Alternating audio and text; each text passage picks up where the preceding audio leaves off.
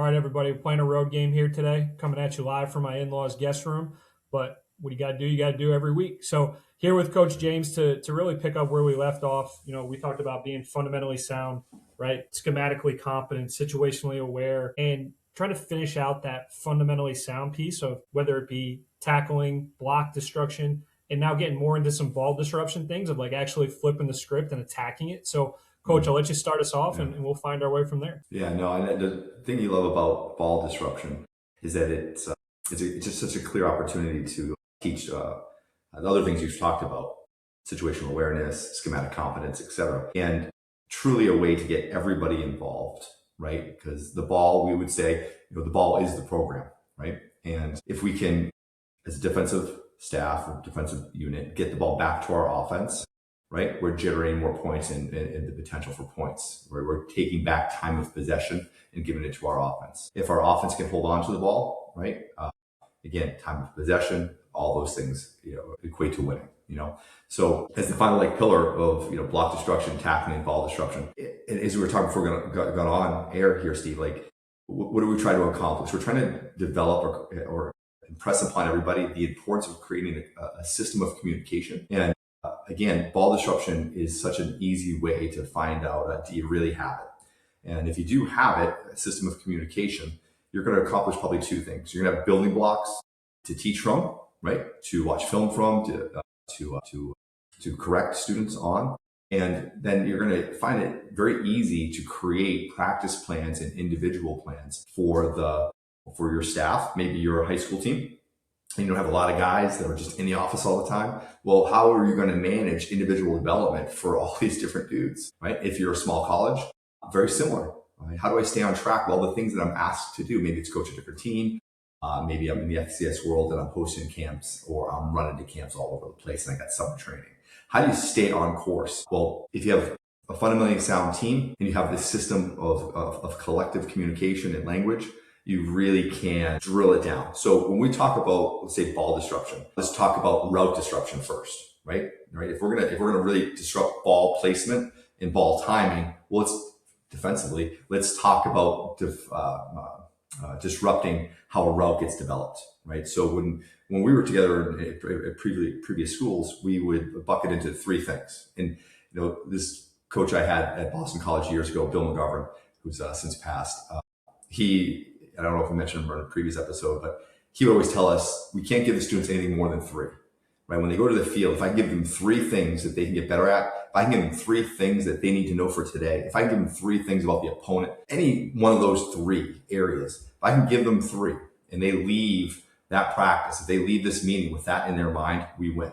Anything more than that, they're just going to forget it. It's going to be, in one ear out the other. And this was 20 years ago. Now just take this back to now where we're in social media, influencers. Well, if it's good enough for Luke Kuechly, right, then we're probably that's right. That's right again, right? You're one of the best of all time. So let's talk about route disruption. Again, as that factors in the ball disruption, we're talking about three things, right? So routes can go, let's say, one of three ways, right? They can go vertical, they can go inside, they can go outside, right? Well, if we can simply say on all vertical routes, no matter where I'm positioned on my opponent, I'm going to make that route get expanded. I'm going to expand it off of a straight line. That's very important. That could be whether I'm playing press, whether I'm a linebacker, crossover run to the curl, and I'm going to disrupt a number two, right? Getting vertical. Or maybe I'm a high safety in a quarters team, and I'm absorbing the vertical release of that number two or slot receiver, and I'm going to maintain that on top leverage. So regardless of my positioning, I'm going to make sure these routes, no matter what, they're going to get expanded. If a route then does it go in or go up, it's going to go in or out. So if it goes in, let's make sure we win inside. We're going to either win inside with our leverage because we've stacked this receiver, right, on top, or we're going to be underneath of them, but we're going to win inside. We're going to win in a position where he is going, and that gives our team an opportunity to understand where they need to be relative to the ball and our opponent. Usually we would say it's, ball me man, right? Ball me man. If you kind of can visualize that, you have your ball, you got me, and then you got the man. Well, where am I winning? I'm winning inside, right? So we're going to win inside on inside breaking routes, slants, digs, etc. All right, routes that go outside. All right, if we're going to disrupt the timing of a route that goes outside, what do we want to do? We want to stack all outside releases. We want to stack all outside routes. Then you can build upon that. We're going to stack the outside release. All outside releasing routes become wheels. All wheels stop, right? And if you break, again, you can see what we just did there. We broke the outside releasing route into 3 different things, right? We stack the outside, all outside becomes wheels, all wheels stop, right? And what we're doing is we're creating a language where the student knows where to be relative to the route he's seeing. That's one thing. Second thing, we're simplifying the route tree for a defensive player into 3 basic things. Is he up? Is he in? Or is he out? Simple. Let's not get into all the dance and the showy stuff that we do on 7-on-7 or at these camps that are going on all year long where there's no, rush on the quarterback, right? These routes are going to happen in one of 3 buckets. And this is how we want you to see it. Win inside, expand verticals, stack outside. Okay. If I can do that, I now got a third and final layer, schematic competence, where I can simply say, all right, this is how we're all going to see these routes. Maybe we're playing quarters. Maybe we're playing some form of match cover 3. And we can say, all right, what is a vertical release? What is an inside release? What is an outside release? Does that make sense? But taking it all the way back to like what the overarching thing, we're creating a system of communication that not only defines how we play fundamentally, in this case, route disruption for ball disruption, but it's also defining leverage, so schematic competence, and then it's defining how we all might see an opponent, right? If I can do those things, my meetings become more efficient, my communication with sideline becomes more efficient, my ability to develop students week over week becomes exceptionally more efficient, whether I'm a high school coach or FCS and beyond, Well, so, Coach, while you're talking through this, I'm writing down my little points. And what this really is, the structure you talked about, hey, in 6 days, you should be able to go out there and play football. That's right. We said that first or second episode. And it also is, you hear the offensive weapon term, right? Like Jahmyr Gibbs isn't a running back. He's a weapon we're going to find different ways. You just talked about, hey, is it going in, out, or up? And I imagine if I'm an overhang, strong safety, or if I'm a cloud corner, like I've got a method to the madness, right? That's and right. It's like basketball, right? I could be matched up against, Wembanyama, or, I got to go against this guy, right? It's a different deal. But at the end of the day, I got my helpline defense. I know who's there, and I know how to process what the picture in front of me. So, that's right. Coach, go into a little bit more of like training that. Right. So I get the concept schematically, right? Competent. How are you training that out, up, or vertical, in, out, or vertical, within a position individual? Yeah. So I think it depends on, always goes back to how much time do I have and where are we in the season?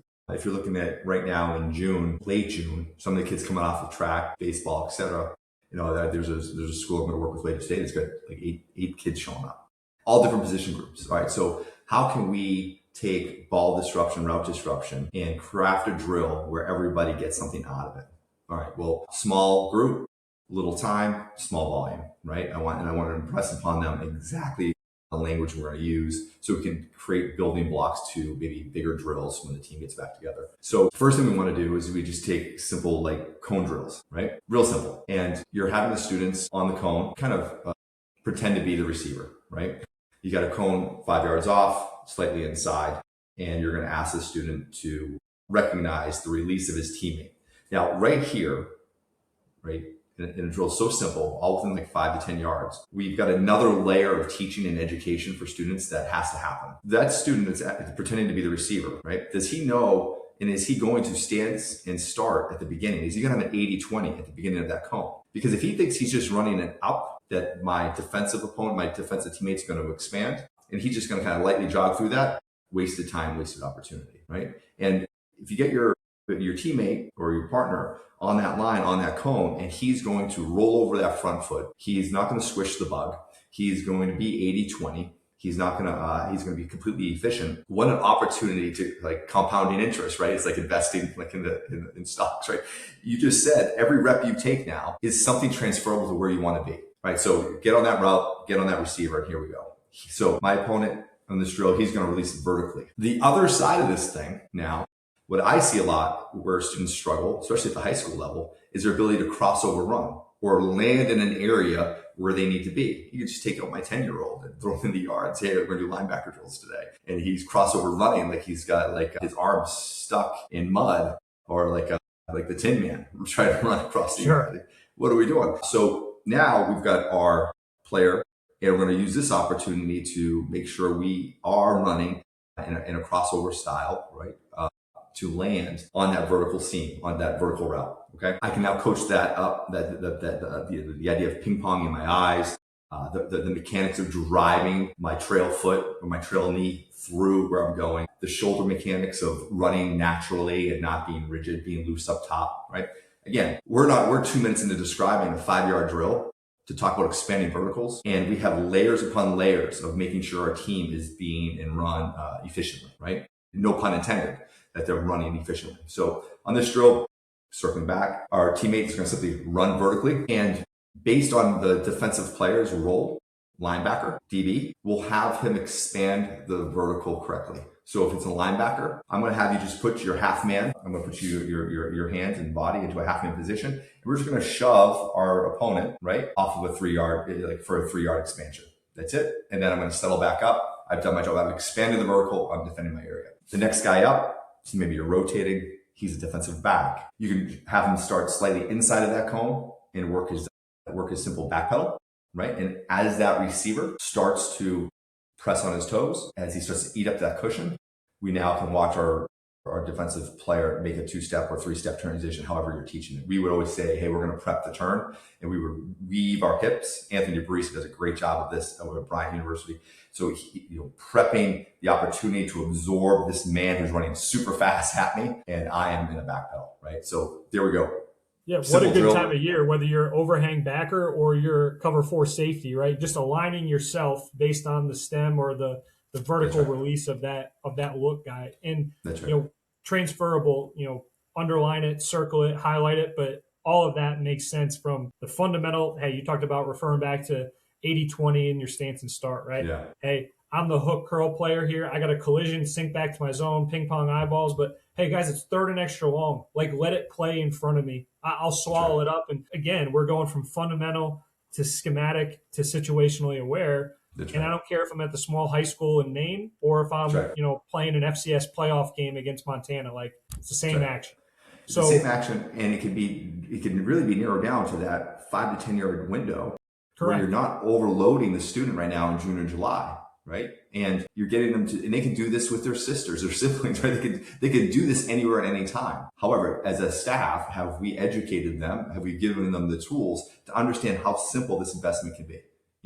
Well, I think the word too is confidence, Coach, right? Like, it's not, putting ourselves on the field to feel like we're doing something bigger, right, than coaching football, right? Like, there's a reason you want number 42 to play with his hair on fire, get out of his way at some point, right? Yeah.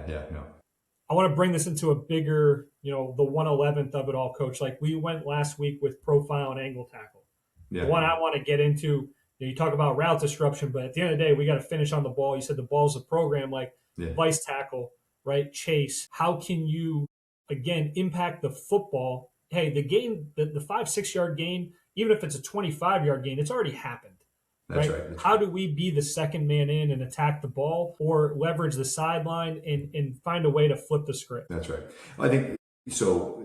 This gets us right back to ball disruption, and we can say whether it's finishing with a vice tackle or a chase tackle. I think there's some great clips that you got on finishing the play that does sneak out a little bit, giving the students confidence to disrupt the ball, giving them language of how you want it done. Let's just talk about punching the ball out, right? Punching the ball, raking the ball out.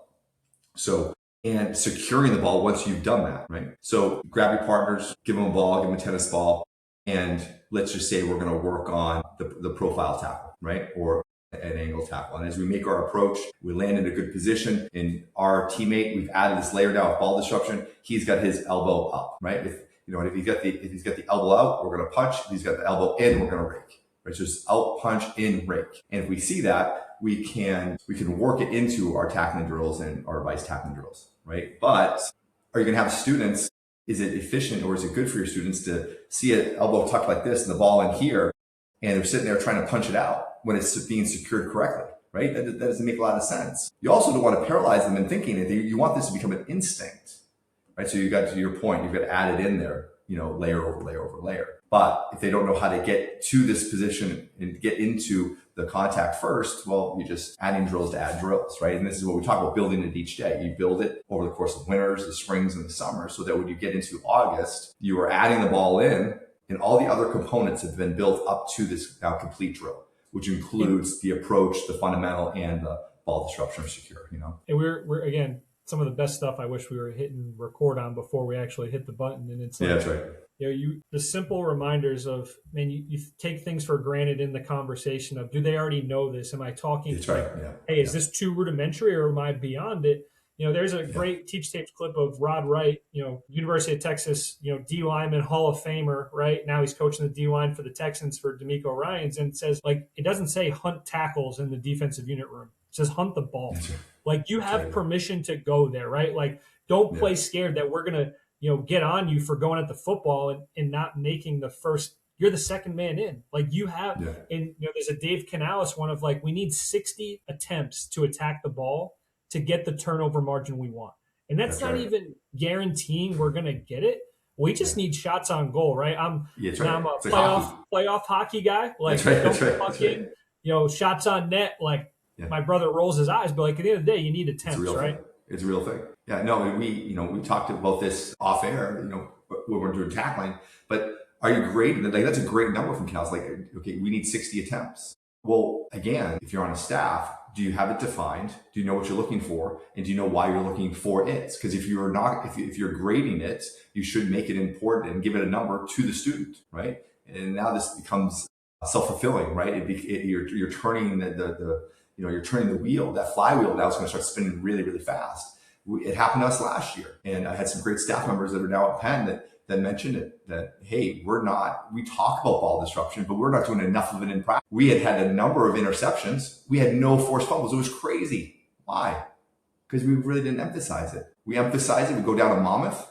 All of a sudden, we get 3 turnovers, 3 forced fumbles, all within a week. You know what I mean? There's something about it. If you're going to say it's important, you've got to have the communication to instruct, and then you've got to have the ability to grade and produce a number that says, hey guys, look, here we go. Cool.